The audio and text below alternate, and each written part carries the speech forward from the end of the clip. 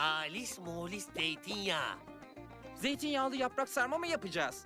Gerçekten mi? Alice molis zeytinyağı. Zeytinyağlı yaprak sarma mı yapacağız?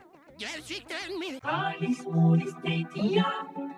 Zeytinyağlı yaprak sarma mı yapacağız? Gerçekten mi? Alice molis zeytinyağı. Zeytinyağlı yaprak sarma mı yapacağız? Gerçekten mi?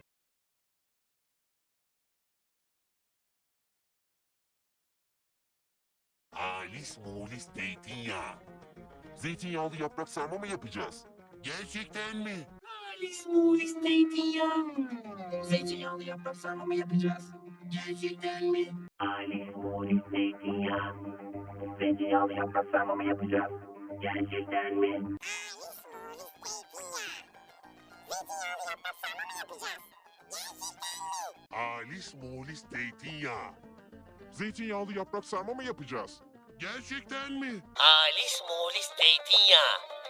Zeytinyağlı yaprak sarma mı yapacağız?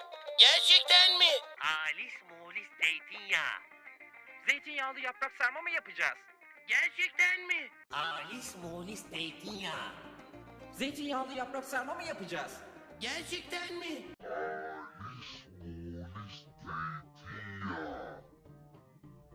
Zeytinyağlı yaprak sarma mı yapacağız?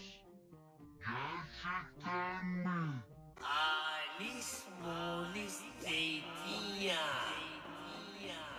Zeytinyağlı yaprak sarma mı yapacağız? Gerçekten